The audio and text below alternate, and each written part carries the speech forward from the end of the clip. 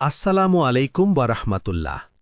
আসহাবে কাহাফ বা গুহাবাসীদের ঘটনা ইসলামের ইতিহাসের এক অত্যন্ত গুরুত্বপূর্ণ ও অলৌকিক নিদর্শন। পবিত্র কোরআনের ১৮ নম্বর সূরা, সূরা আল কাহাফে এই ঘটনা বিস্তারিতভাবে বর্ণিত হয়েছে।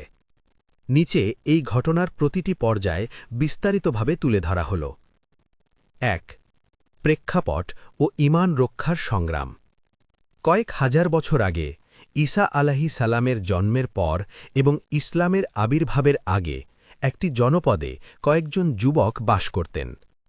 সেই সময়ের রাজা ছিল অত্যন্ত অত্যাচারী ও মূর্তিপূজারী।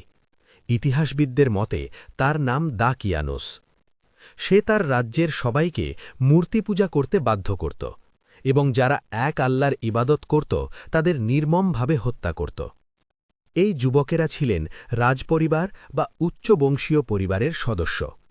তারা যখন বুঝতে পারলেন যে এই জনপদে থেকে নিজেদের ঈমান রক্ষা করা সম্ভব নয়, তখন তারা আল্লাহর উপর ভরসা করে রাজ্য ছেড়ে পালানোর সিদ্ধান্ত নেন। ২. গুহায় আশ্রয় গ্রহণ। শহর ছেড়ে যাওয়ার সময় পথে তাদের সাথে একটি কুকুর যোগ দেয়। তারা একটি নির্জন পাহাড়ের গুহায় আশ্রয় নেন। তারা আল্লাহর কাছে দোয়া করেছিলেন, হে আমাদের পালনকর্তা, আমাদের আপনার পক্ষ থেকে রহমত দান করুন এবং আমাদের জন্য আমাদের কাজ সঠিকভাবে সম্পন্ন করার ব্যবস্থা করুন। সূরা কাহাফ, আয়াত ১০। ৩. দীর্ঘ ৩০৯ বছরের ঘুম। আল্লাহ তাআলা তাদের দোয়া কবুল করেন এবং তাদের ওপর গভীর নিদ্রা চাপিয়ে দেন। কোরআনের বর্ণনা অনুযায়ী তারা সেই গুহায় ৩০৯ বছর ঘুমিয়েছিলেন। এই দীর্ঘ সময়ে তাদের কোনো খাবার বা পানীয়ের প্রয়োজন হয়নি। আল্লাহ অলৌকিকভাবে তাদের শরীর হেফাজত করেছিলেন। তাদের চোখ খোলা ছিল যাতে কেউ দেখলে মনে করে তারা জেগে আছে। আল্লাহ তাদের ডানে ও বামে পাশ পরিবর্তন করে দিতেন যাতে মাটি তাদের দেহ নষ্ট করতে না পারে। সূর্যের আলো এমনভাবে গুহায় প্রবেশ করত যাতে তাদের শরীরের কোনো ক্ষতি না হয়। তাদের কুকুরটি গুহার প্রবেশদ্বারে সামনের পা দুটি প্রসারিত করে পাহারাদারের মতো শুয়েছিল। ৪. পুনর্জাগরণ ও বিস্ময়।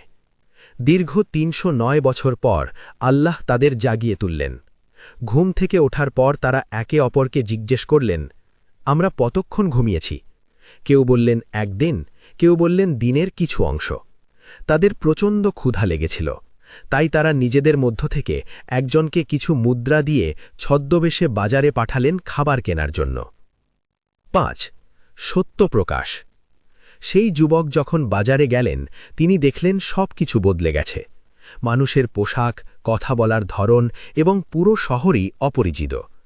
তিনি যখন রুটি কেনার জন্য ৩০০ বছরের পুরনো মুদ্রা বের করলেন তখন দোকানি অবাক হয়ে গেল।